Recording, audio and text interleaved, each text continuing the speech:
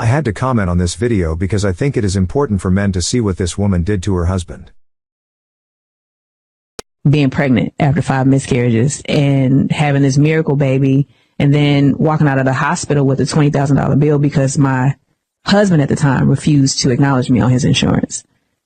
So those were, just the consistent. If they refuse to acknowledge you on the insurance, explain that to me. What are you talking about? So for punishment of not naming his son a junior, he refused to confirm me during discharge as his wife on his insurance. For this video, I do not blame the woman. I blame the man. The reason why is that there were probably a lot of red flags as to why he should not marry her, but he did anyway. A woman that would do something like this, knowing how important it is for a man to have a male child named after him. Just to take this away without any consideration for how it would make him feel. Then she blames him for all the problems they had in their marriage. Just from this incident alone, I think all the problems they had in their relationship or marriage all came from her. Men, I am telling you, before you get married, have marriage counseling. Marriage counseling will bring up so many issues. Questions you never thought to ask. Stuff you assumed is common knowledge and cultural norms that others do not know. Like this one male YouTube creator I follow. Some of the stuff he says makes me believe he was raised by a single mother. Or has not made it past a high school mentality. If they had marriage counseling before he got married to her, he would have known that she would do something like this.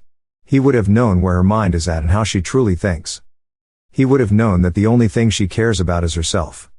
When it comes to women, especially women that were raised in a single mother household. Men, you cannot assume that she will understand what you would, or what most people believe is common knowledge and cultural norms. A lot of single mothers are single because they are very selfish people who only think about themselves. And this is how they raise their daughters. And a lot of the time, these women cannot pass on common knowledge and cultural norms to their sons. Stuff that is important to men. Basically, she was telling her husband that this was my baby and not our baby.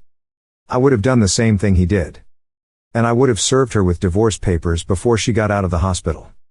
This is the type of woman, that unless she gets her way, she will raise the child to hate his father. In order to have any type of decent relationship with his son, he is going to have forced visitation. In fact, he needs to go for joint custody. If not, then he needs to say goodbye to the child, because the mother is going to poison the child's mind against the father.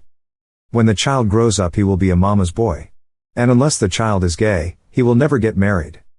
Or if the child does get married, he will get divorced and he will never have children of his own. I am 60 years old. I am basing this on the older men in my family, and some of the men I have known from high school.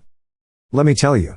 You got to watch your back around true mama's boys. Mama's boys can come from both a single parent household and where you have the mother and the father in the house. Mama's boys were raised mainly by the mother, or by the majority of the women in the family. They basically were told since they were 5 that they are special, better and smarter than everyone else. Or never had to take accountability for a lot of their actions growing up.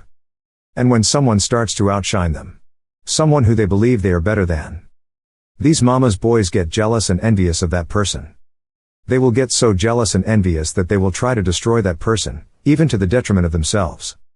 I had to say something because I think this woman is just mean, heartless and cruel. She knew that what she did might cause a divorce, resulting in the man having to pay child support. So she still gets to control everything. And now she has his income without this influence.